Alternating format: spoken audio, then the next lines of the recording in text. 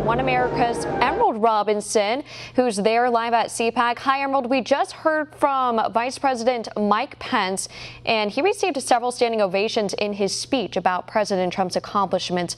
What does this say about the Trump administration and Republican Party going forward for the rest of the year? Well, you know, Stephanie, over the last year, I've gotten a lot of opportunities to see the vice president speak before crowds, and this is probably the most excited crowd to see him and responsive crowd to him that I've seen the entire time.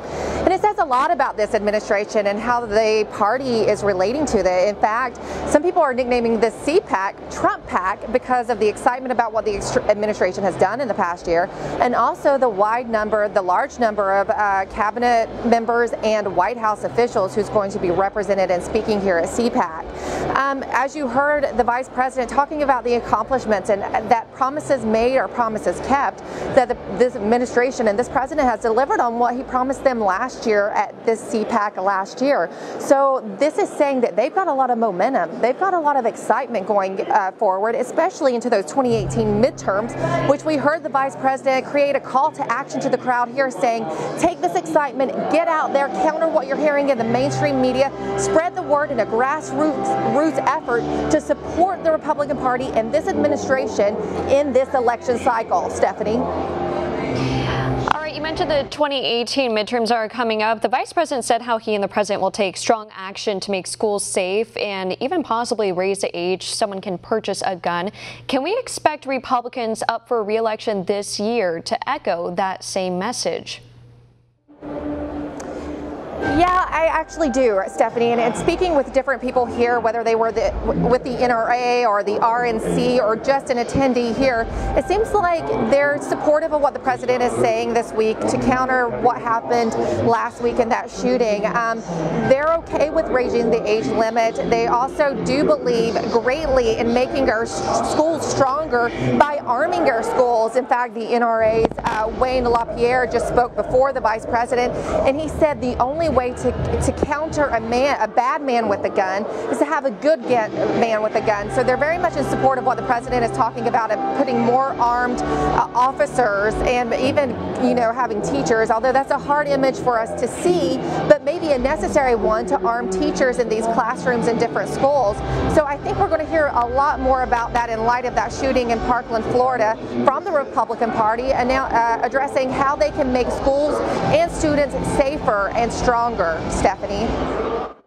All right, shifting focus now. As we know, Vice President Mike Pence, he's deeply connected to his Christian faith. He addressed that in his speech, and lately the left and left-wing supporters have actually mocked him for it. What does this say about the Democrat Party? Well, you know what, Stephanie? Them mocking the vice president's faith did not come off very well. As you recall, Joy Behar facing a lot of backlash for making fun of Christians and the vice president, and then Omarosa's been on television making fun of, Vice President Pence saying, oh, he actually believes that Jesus talks to him, with a lot of people who watch that saying, well, that's exactly what Christians believe, that Jesus speaks to them through the Spirit and that they talk. So this hasn't looked very good for the Democrats and for their party, making fun of Christians, because they're supposed to be the party of tolerance, and yet they're making fun of conservatives and their values, and they've actually seen a lot of backlash. I don't know if you've seen the Twitter feed for The View and some of those who did make fun of Vice President Pence. It just didn't really shine a light on them very well, and they saw a lot of backlash for it. Stephanie? All right, and speaking of backlash, Mike Pence criticized Nancy Pelosi for calling President Trump's tax cuts legislation crumbs.